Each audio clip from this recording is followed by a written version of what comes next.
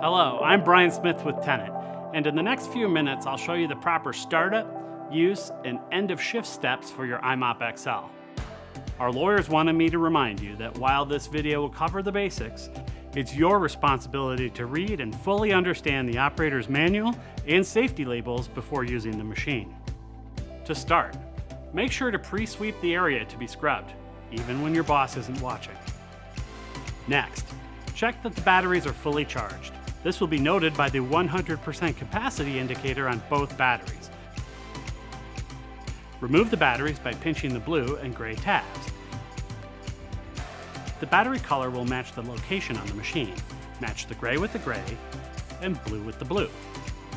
With the scrub deck in the park position, hold the scrub deck of the iMop and slide in the battery packs from each side until you hear a loud. Identify the clean water solution tank, which is located toward the rear of the machine and is the smaller of the two tanks, normally identified by its blue colored cap. Please note, the recovery tank is the larger tank on the front and is identified with the gray cap. Always fill the iMop solution tank with clean water, because filling a scrubber with dirty water is a terrible idea. Pour your preferred cleaning detergent into the tank and mix according to instructions for handling and dilution. Remember, more isn't better. Put the bottom of the solution tank on the iMop and snap into position. To install the brushes, the iMop must be in the park position. Hold the scrub deck and align the brush with the latches and cutouts on the brush motor. To put on, turn the right brush counterclockwise and the left brush clockwise, like this. If the squeegee is not already on the machine, take the vacuum hose and insert it into the squeegee hose connector. If the squeegee is on the machine, you don't need to install it because it's already installed, so why would you do that again? Hold the scrub deck of the iMop with one hand while pushing the squeegee firmly onto these pins. Now that the machine solution tank is properly filled and the squeegee and brushes are attached, you're ready to start operating the machine.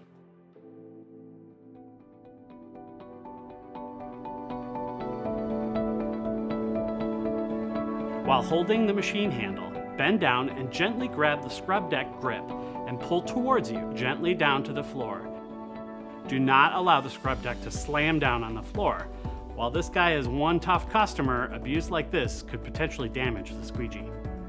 After filling the solution tank and getting the machine ready, you'll decide what mode to use and turn the dial to that mode. This setting just uses the brush and solution.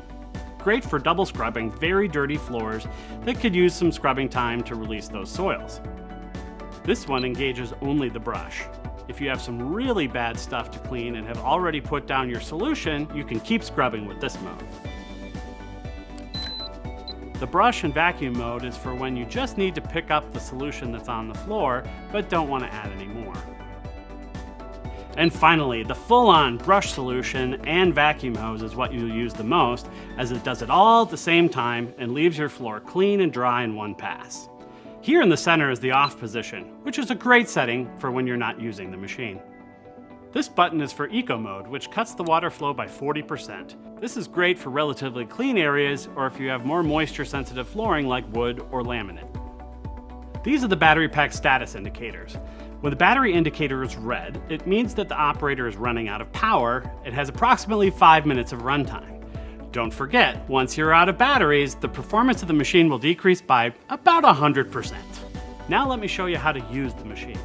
I will set a mode and grab the trigger, and you'll see just how easy it is.